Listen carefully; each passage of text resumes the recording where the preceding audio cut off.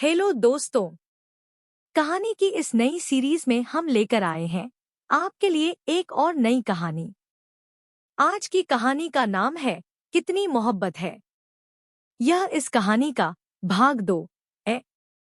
यह एक true love story है।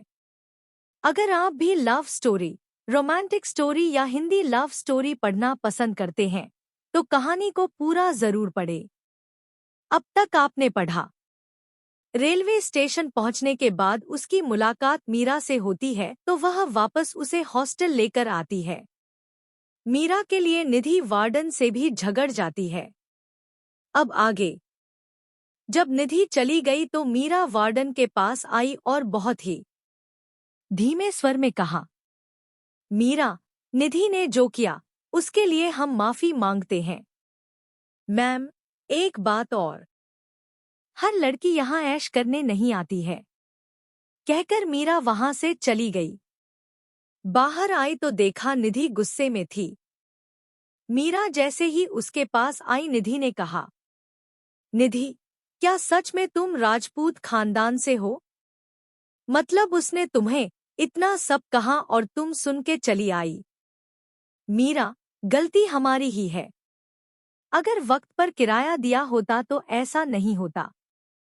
निधि, ओ आदर्श की देवी, बस करो। तुम ऐसी ही रही ना तो कोई भी बेच के निकल जाएगा तुमको। मीरा, निधि, ऐसा नहीं है। पिछले 3 सालों से हम यहाँ हैं। हम नहीं चाहते हमारी वजह से हमारी माँ को शर्मिंदा होना पड़े। जो सरनेम हमें मिला है उसकी इज्जत बरकरार रखना भी जरूरी है। निधि, ऐसे रखोगी इज्जत बरकरार? कोई कुछ कहे और चुपचाप सुनो, हो सके तो माफी भी खुद ही मांगो। मीरा, हम तुम्हें समझा नहीं पाएंगे। निधि, ये अच्छा है तुम्हारा। खैर छोड़ो, आओ बैठो, चलते हैं, देर हो रही है। मीरा, अब कहाँ चलना है? निधि मुस्कुराई और कहा, निधि, वहां जहां सब तुम्हारे अपने हैं। मीरा जैसे ही आकर बैठी, निधि ने स्कूटी आगे बढ़ा दी। दोनों शिवाजी नगर में आईं। इंदौर आने के बाद मीरा ने पहली बार इस शहर को देखा था। साफ सुथरी सड़कें, बड़े ऊंचे ऊंचे घर, वो सब देखे जा रही थी। निधि स्पीड से स्कूटी दौड़ाए जा रही थी। निधि व्यास अपने परिवार में सबकी लाडली थी।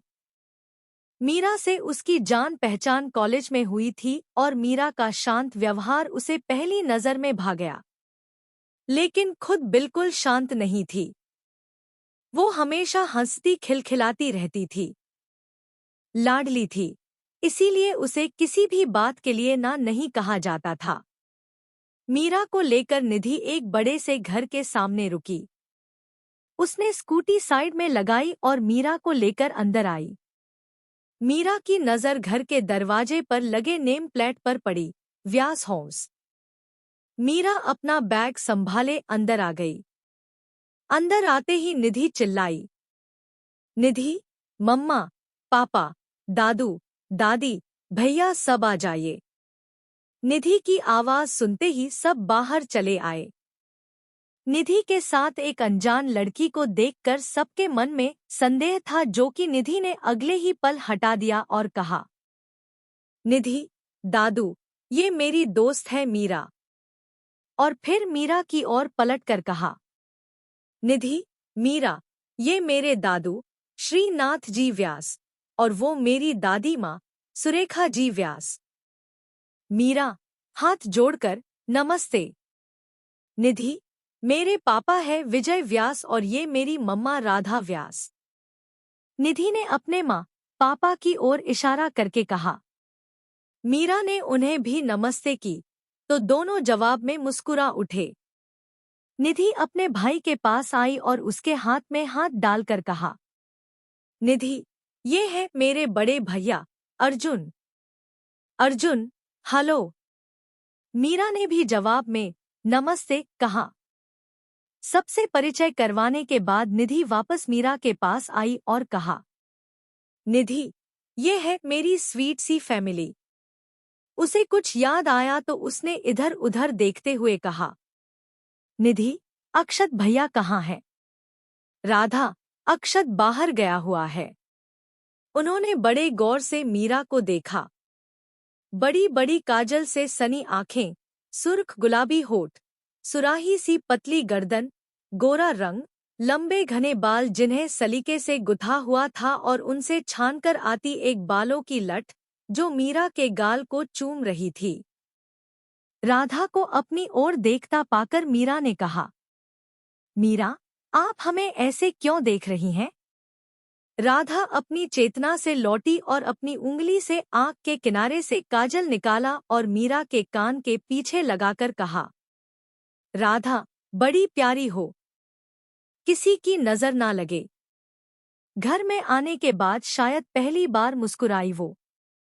राधा ने उसका हाथ पकड़ा और उसे सबके बीच ले आई। सभी हॉल में रखे सोफों पर बैठ गए। निधि ने एक सांस में सारी बात कह डाली और फिर दादू के सामने आकर मासूमियत से कहा, निधि, मैंने ठीक किया ना दादाजी? दादाजी, हाँ बेटा जी, बिल्कुल सही किया। ऐसे वक्त में दोस्त ही दोस्त के काम आता है। निधि, तो फिर मीरा यहाँ रह सकती है ना?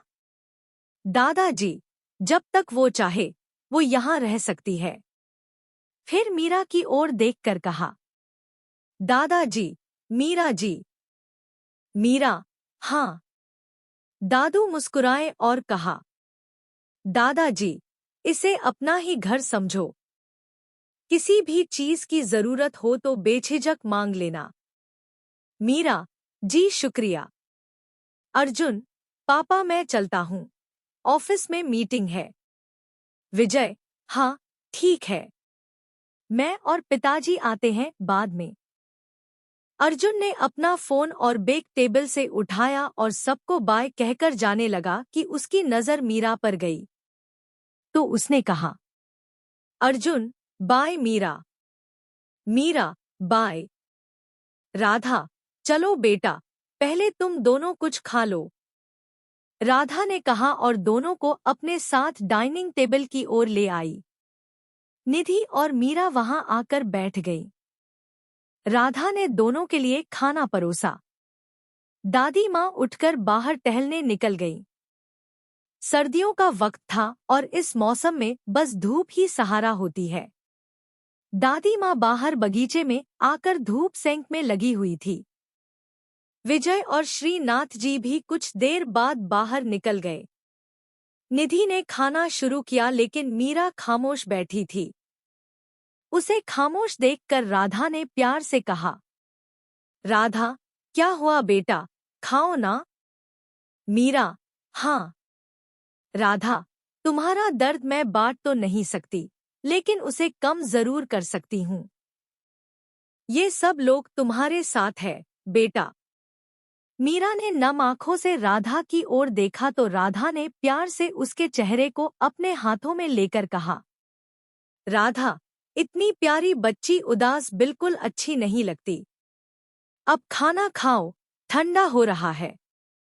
तब तक मैं तुम्हारे रहने का बंदोबस्त कर देती हूँ। राधा वहां से चली गई। मीरा को सब बहुत अच्छे लगे लेकिन सबसे ज्यादा अच्छी राधा लगी। उसमें वो अपनी माँ की छवि को देख पा रही थी। खाना खाने के बाद निधि उसे अपना घर दिखाने लगी। घर काफी खूबसूरती से बनाया हुआ था। नीचे एक तरफ दादा दादी का कमरा था। उससे लगकर पूजा घर जहां बड़ी सी शिव पार्वती की मूर्ति थी। मंदिर से लगकर ही रसोई घर था, जिसके सामने डाइनिंग बना हुआ था। विजय और राधा का कमरा सीढ़ियों के बिल्कुल पास से लगकर था और एक था ऑफिस रूम जहां बैठकर काम की बातें की जाती थी। घर के पीछे की तरफ बगीचा था, जिसमें हरी घास फैली हुई थी और एक कतार में गमलों में पौधे लगे हुए थे। यह सब दिखाकर निधि मीरा को ऊपर लेकर आई, जहां 3 कमरे और एक बड़ा सा हॉल बना हुआ था। 2 कमरे साथ थे और तीसरा इनसे अलग बिल्कुल सामने हॉल से मिलाकर बनाया हुआ था। इनमें से एक कमरा अर्जुन का था और एक निधि का। सामने जो कमरा था उसके बारे में निधि ने मीरा से कुछ नहीं कहा। मीरा ने भी नहीं पूछा। निधि जैसे ही दरवाजा खोलकर अपने कमरे में आई, एक तेज बदबू से दोनों ने अपना नाक बंद कर लिया। निधि ने दरवाजा वापस बंद किया और मम्मा को आवाज लगाई। राधा ऊपर आई और कहा, राधा, सॉरी बेटा, वो आज सुबह गलती से तुम्हारे कमरे में क्लीनर की बोतल टूट गई। मैंने साफ करने को कहा है, रघु कर देगा। निधि, लेकिन तब तक हम लोग कहाँ जाएं? मीरा को फ्रेश भी होना है। हालत देखो इसकी। राधा, एक काम करो ना, तब तक नीचे मेरा वाला रूम इस्तेमाल कर लो। निधि, रहने दीजिए, मैं अर्जुन भैया का कमरा यूज कर लूंगी। राधा, ठीक है, कहकर राधा चली गई। दोनों अर्जुन के कमरे में आईं। मीरा ने देखा कमरा बिल्कुल साफ सुथरा और व्यवस्थित था। एक एक चीज सलीके से रखी हुई थी। मीरा बड़े गौर से ये सब देख रही थी तो निधि ने कहा, निधि, भैया हमेशा अपने कमरे को टिप टॉप रखते हैं, अपने जैसा। मीरा मुस्कुरा दी तो निधि ने कहा, निधि, अच्छा तुम नहा लो, तब तक मैं नीचे से तुम्हारा सामान ले आती हूँ। मीरा नहाने बाथरूम में चली गई और निधि नीचे। मीरा नहाकर बाहर आई तो उसे टेबल पर रखे अपने कपड़े मिल गए। मीरा ने कपड़े पहने और गीले बालों को सुखाने कमरे से बाहर आ गई, लेकिन हॉल की बालकनी के अलावा धूप और कहीं नहीं थी। मीरा गीले बालों को तौलिए में लपेटे हॉल की बालकनी के पास आई और बाल सुखाने लगी। तभी उसकी नज़र हॉल से जुड़े उस कमरे के दरवाजे पर गई जिस पर बड़े बड़े अक्षरों में लिखा था, अक्षत व्यास, ए कॉम्प्लिकेटेड बॉय। मीरा, ऐसी नेम प्लेट कौन रखता है? निधि का परिवार कैसे मीरा की खोई हुई मां की कमी पूरी करता है? यह सब जानने के लिए कहानी का अगला भाग जरूर पढ़ें। साथ ही इस कहानी का सबसे अच्छा मोमेंट कमेंट में बताएं।